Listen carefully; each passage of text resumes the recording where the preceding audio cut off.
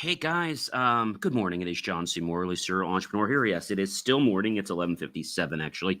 We do these all different times depending on when I'm free. So it is great to be with you on Inspirations for Your Life. I hope you are having a wonderful week. And the master topic for this week is really a gem, if I do say so. Well, they're always great. You know that, guys. The master topic for the week is Speak to Be Heard, and the Granulars adapting to your audience, series 4, show 17, episode 6. So let's just dive right in. But before we do, I invite you to check out believemeachieve.com. Of course, later after the show, you can find all my latest content, and you can see short form, long form content, and all kinds of great stuff there on, believemeachieve.com. So why not check that out? I think you guys will be very pleased that you did. And I hope that you will really enjoy it. Well, if you guys are parched or maybe a little bit thirsty, I invite you guys to definitely check out your kitchen and get something scrumptious and delicious, right? Maybe it's hot, maybe it's cold, whatever it is. And hurry on back. It could be a drink, it could be anything at all that you have. So definitely do check that out because I know you are not going to want to miss it. All right. You can get something hot, you can get something cold, you can get something sweet, something tart. It doesn't really matter what you get, but I hope that it's something that you really enjoy. And I hope that you will definitely find, that getting some nourishment inside you is a great way to absorb more content, right? I think so. All right, guys. So, welcome to another fantastic episode of Inspirations for Your Life. Welcome, everyone. I'm your host, John C. Morley, serial entrepreneur. It's always such a privilege and, of course, a pleasure and honor to be with all of you every single time that you decide to join me here on the show. There's so much great stuff here, and again, I am very very blessed and grateful for everyone that has decided to check out this great content that I provide here on Inspirations for Your Life. So today's show is pretty interesting, right? Today's show is going to talk about some interesting things, which I think is stuff that we all want to know about, right?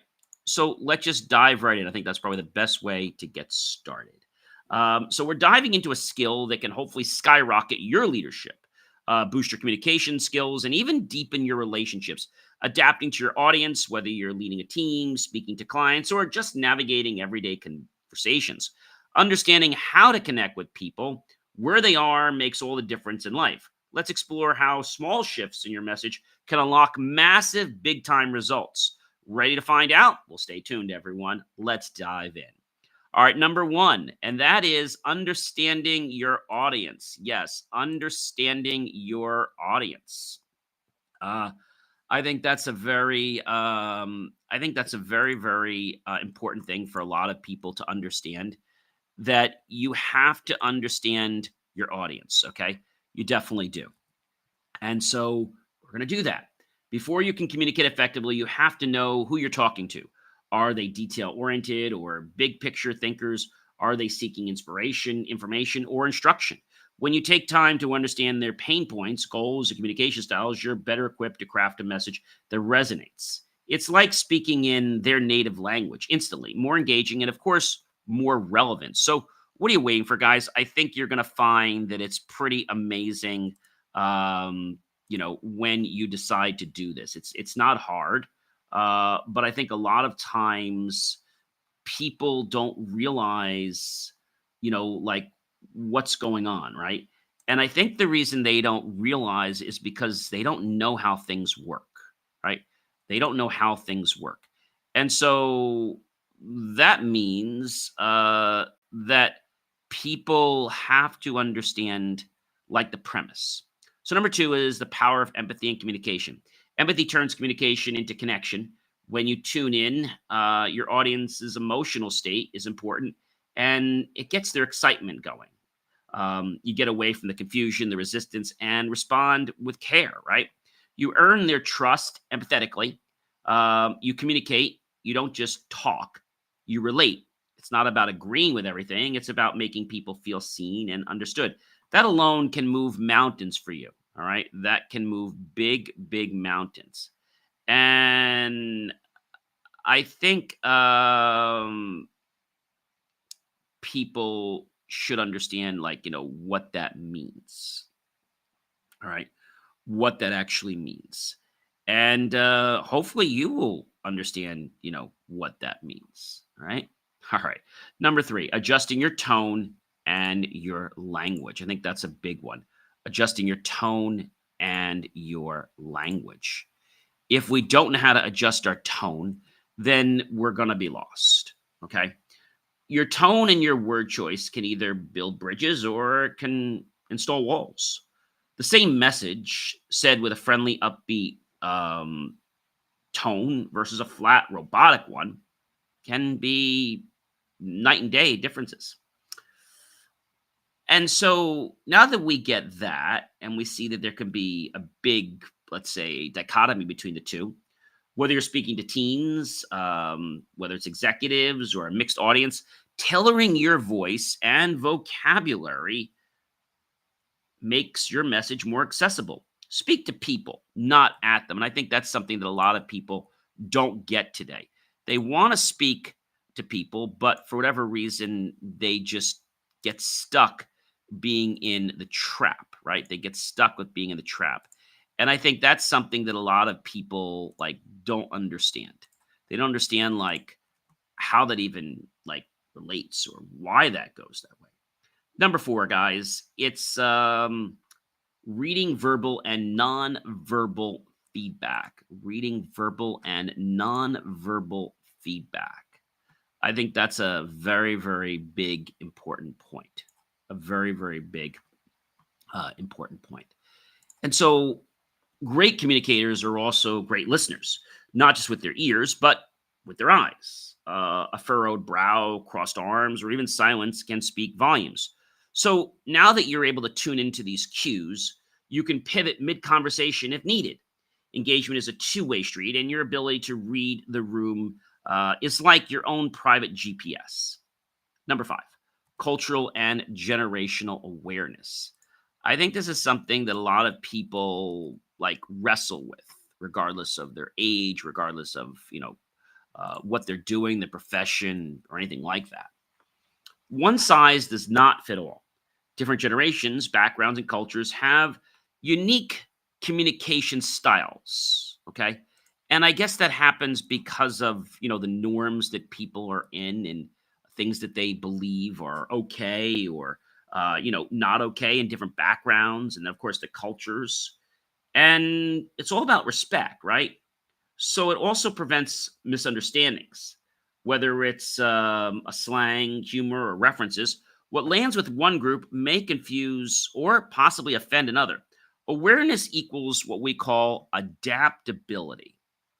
Adaptability is not just a powerful word, guys. It's something that I think most people wish they knew more about.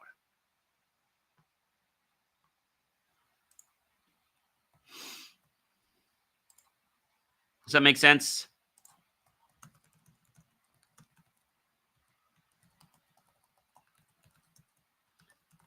I think if we approach things, okay, um, then we can look at things in a different way, right? I think.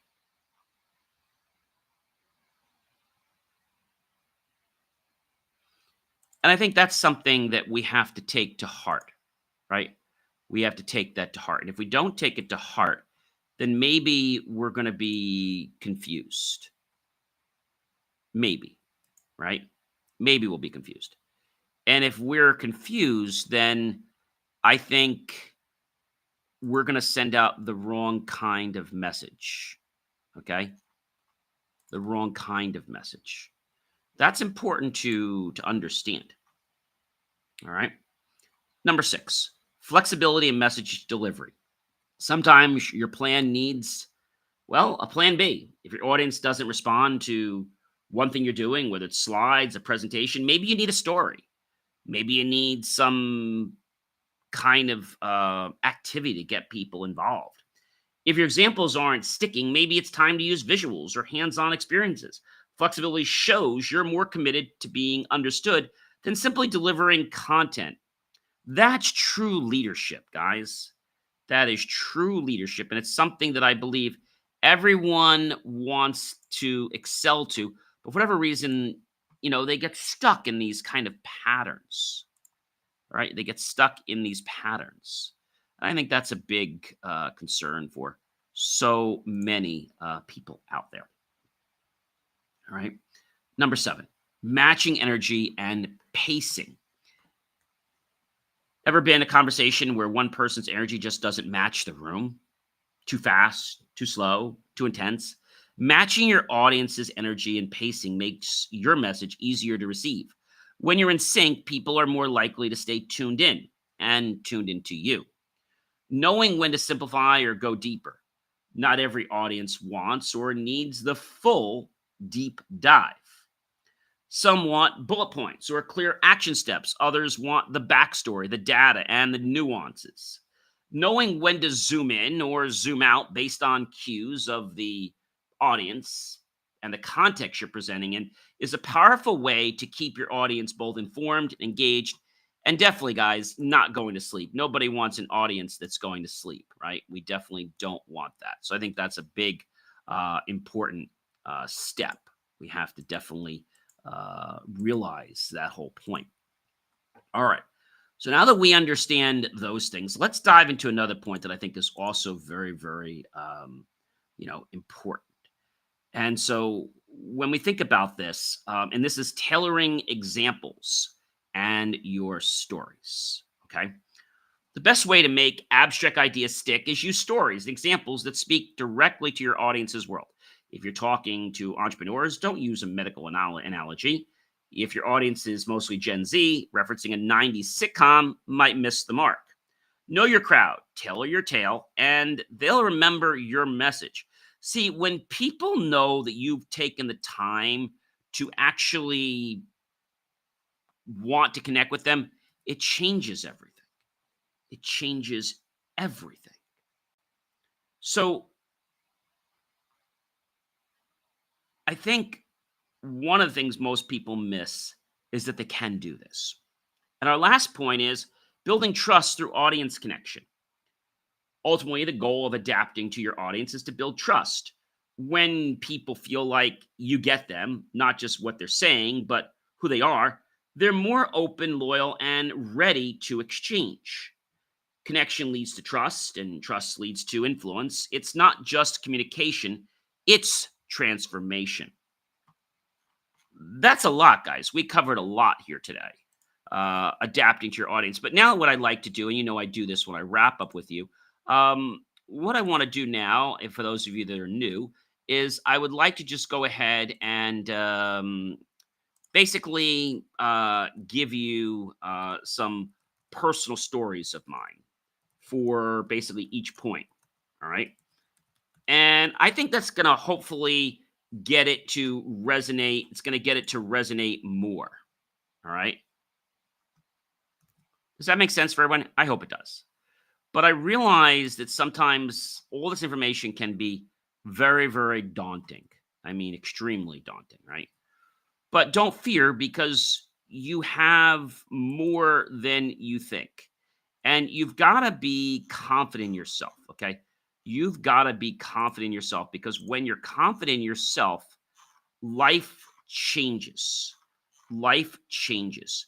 And so, guys, that the way something is about your perception. It might not actually be the way someone has shared it with you or the way someone's portraying it to you. Okay. So let's get into the first point, understanding your audience and their needs. I once delivered a presentation to a group of engineers using emotional storytelling, and it totally flopped. I quickly realized they craved clear data structure and not the fluff.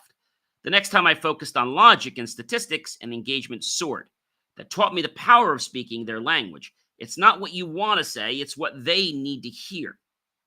The power of empathy in communication is my next story, and this is a real amazing one. During a difficult client call, the person on the other end was unusually defensive. Instead of pushing harder, I paused and asked if something was going on. They shared they were under a lot of pressure that week. That moment of empathy shifted the entire dynamic. We found a solution together, and our relationship grew, and I think we built some strong bonds of trust. Number three, adjusting your tone and your language. I've talked about this so many times, but hopefully you understand the importance of it. Hopefully you do. I once gave a motivational talk to some high schoolers using formal corporate lingo, and they zoned out. I shifted mid talk using some slang humor and a casual tone, and suddenly they all perked up and got engaged. That moment reinforced how crucial it is to adjust your tone and the word choice and how they're being said to people where they are, and of course, alter your body language. Number four, reading verbal and non-verbal language.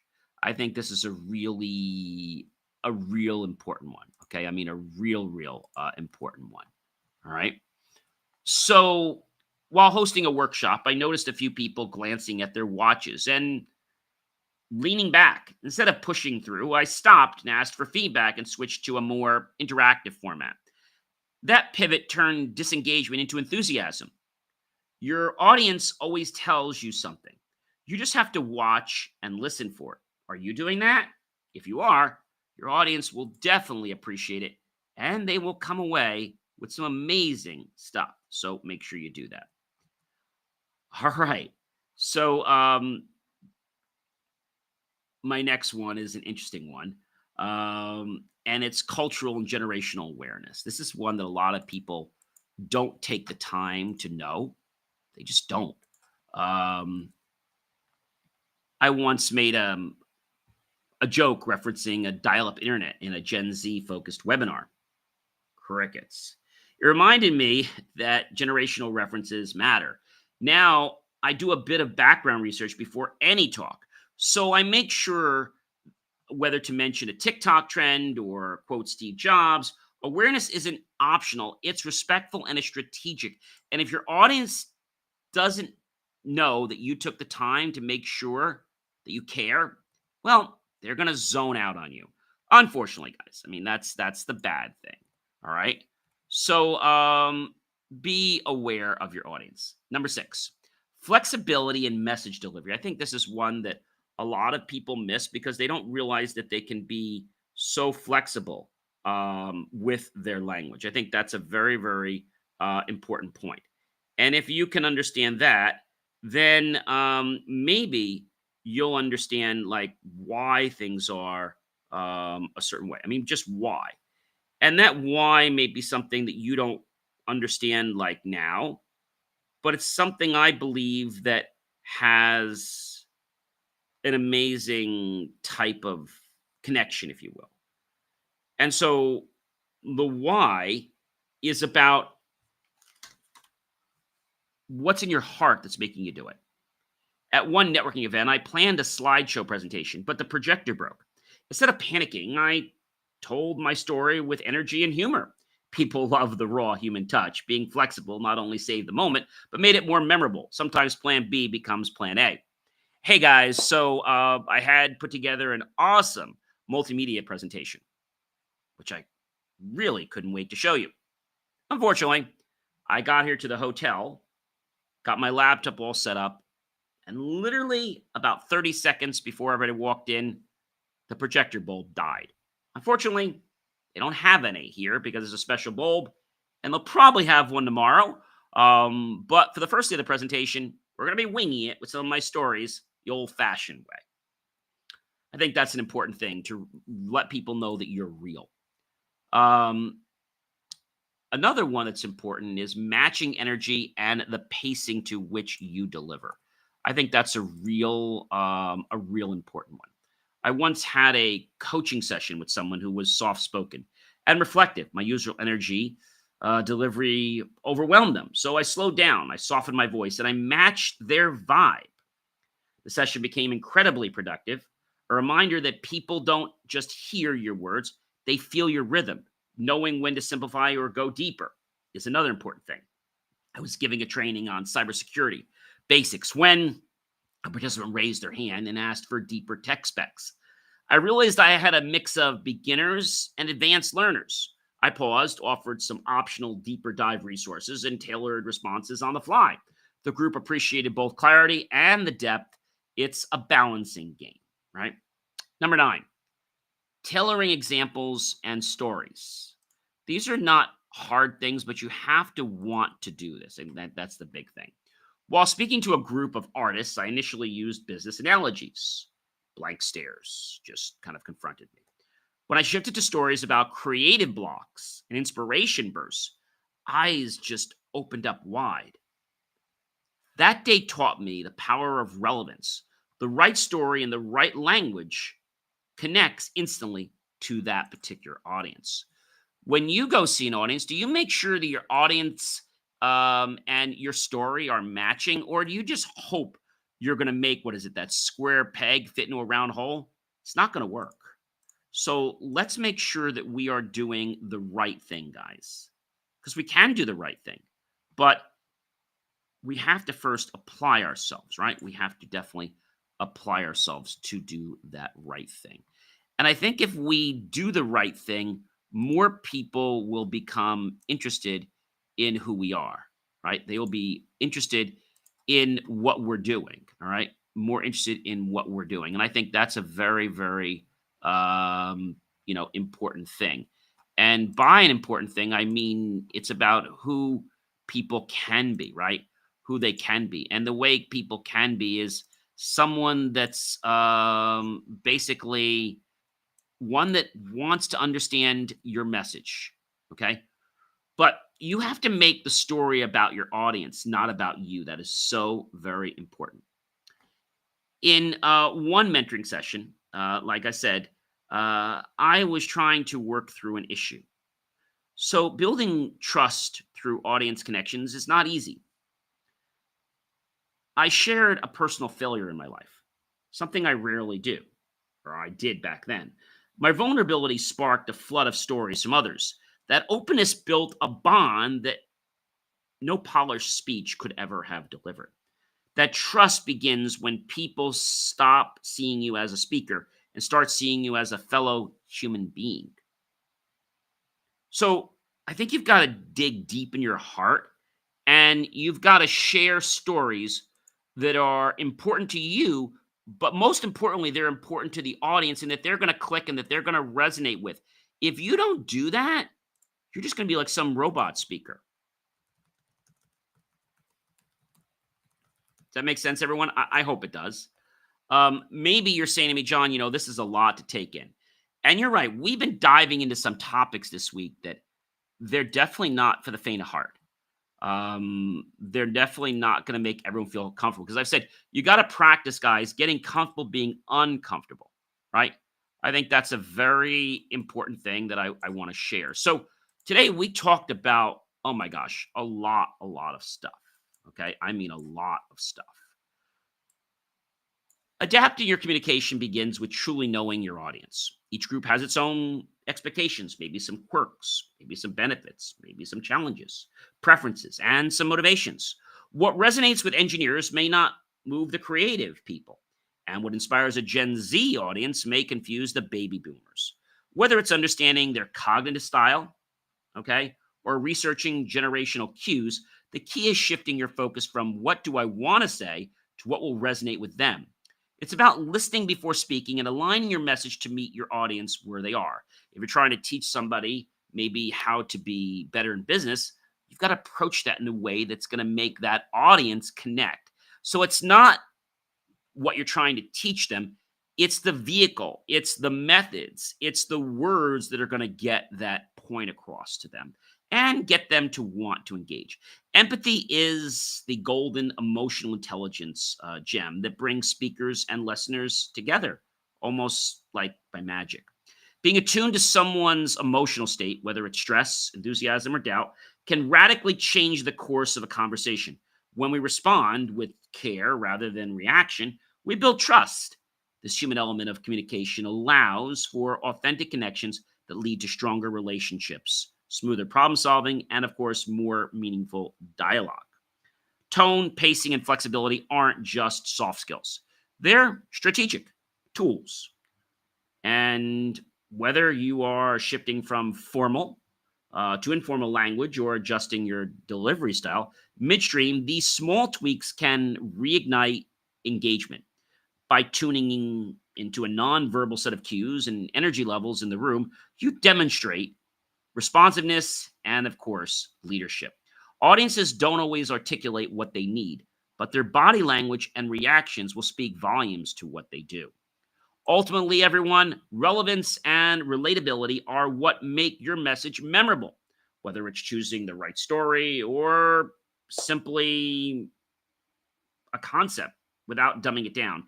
Tailoring content ensures it lands properly. When people feel you get them through your examples, delivery, or honesty, they open up. And that trust is a real, let's say, goal of communication, not just to inform, but to transform. How many people do you know when they speak to you are about transforming you? I don't think so. I think they're just about getting a message across. And that message might be a terrible message, guys. It might be a terrible message. And the reason is because the speaker has not taken the time to ensure that you're going to learn something. And I think that's a huge eye opener for a lot of people. How do you make sure your audience is going to resonate? Well, one thing you got to do, guys, is you got to do your homework, right? If you don't do your homework, then how are you ever going to know if your speech is going to hit home or not, right? I think that's something that a lot of people, again, don't get. All right. Um, if you understand this, then you're going to be a great speaker. Okay.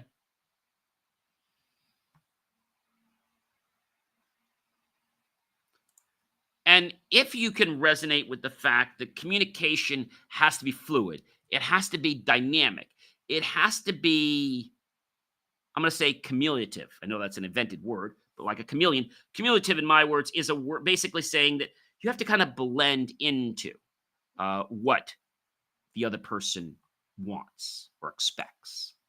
Ladies and gentlemen, I'm John C. Morley, serial entrepreneur. It's always a privilege, pleasure, and honor to be with you guys in the amazing days, weekends, and evenings. And every time I'm on, do check out BelieveMeAchieve.com for more of my amazing, inspiring creations. I'll catch you real soon, everyone. Be well.